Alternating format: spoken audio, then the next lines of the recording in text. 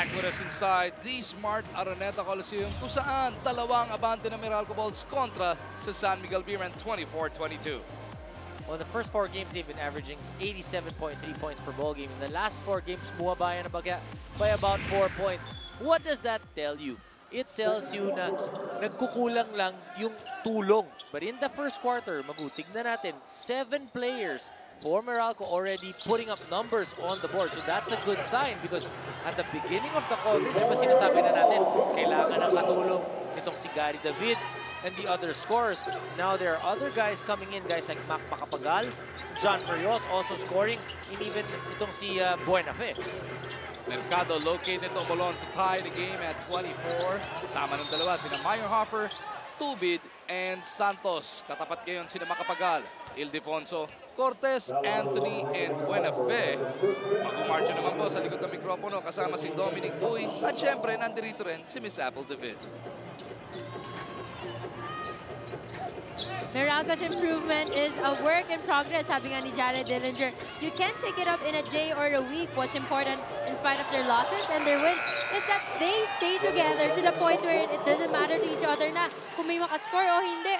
Until everyone is focused on just one goal. They're still going through issues like may tendency daw kasi sila to freeze up pag nakakaroon yung kalaban o kapag hindi pumapasok yung mga tira nila. And as a veteran, Jared Dillinger continuously talks to his teammates, encourage them to keep being optimistic and take the goods in their losses. Balik sa inyo. Teka, naalala ko lang, may utang sa atin to si Jared Ano?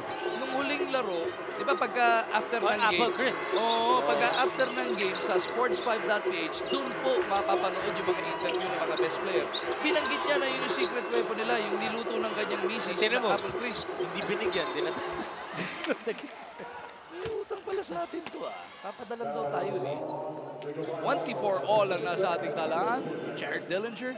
But talking about how important it is for the veterans to keep the team together. It's been a roller coaster ride for them the past 4 games. Diba? Pero itong si Sean Anthony nagsabi, oh, barbecue muna tayo sa bahay ko. Let's organize something to be able to put everybody together. That's very important because you win together, but more importantly, you lose together. And you should not lose focus dun sa inyong goals. That's why they have the veterans to be able to keep everybody composed. Ang sinasabi niya, naku, pag nagra-run yung kalaban natin, we have a tendency to freeze or run away from what we're doing. And that is the part that they need to correct. At ang magkakagawa lang nun, yung mga player. And how are they able to do that? Kung lahat sila sama-sama. San Miguel pa lang ang nakakabutas sa second quarter of action. Doug Kramer has been deployed here by Coach Leo Austria. What a move on the part of Tubid. Pero all court lang yun.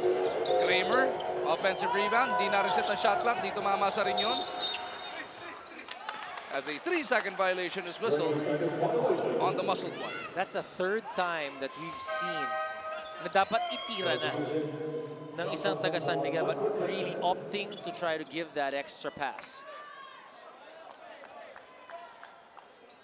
Magkakataon ng Meralco makabutas finally sa second quarter of action.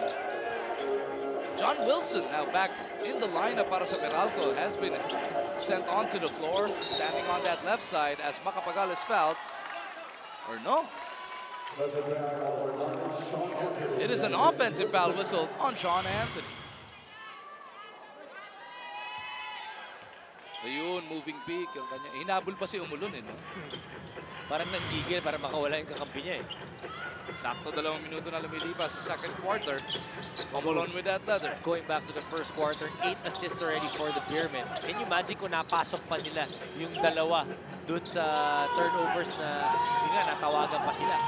Could have been 10 assists. Tubid slicing through for the teardrop. 4-0 run by San Miguel to open the second quarter.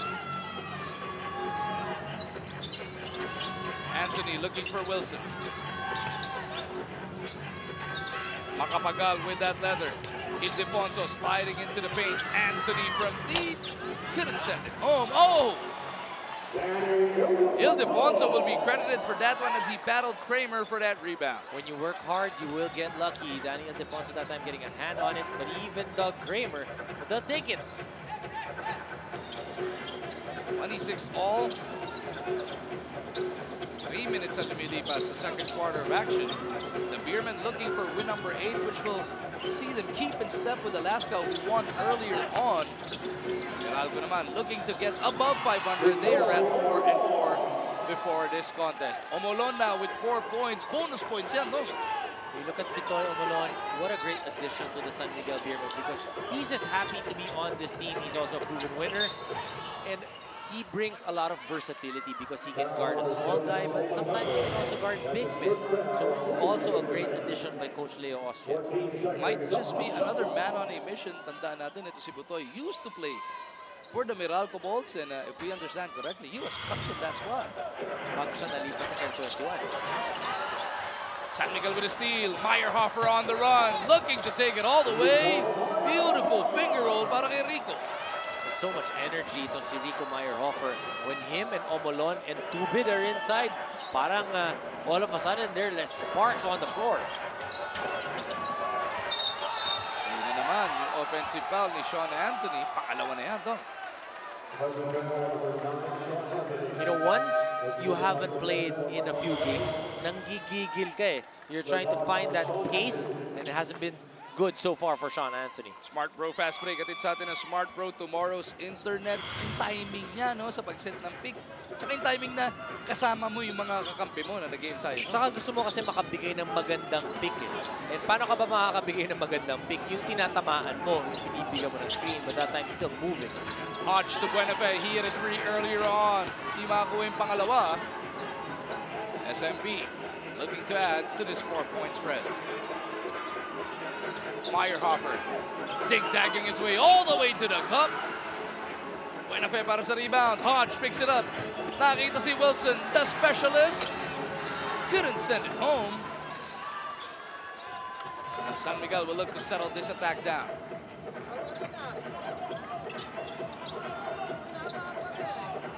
How times have changed.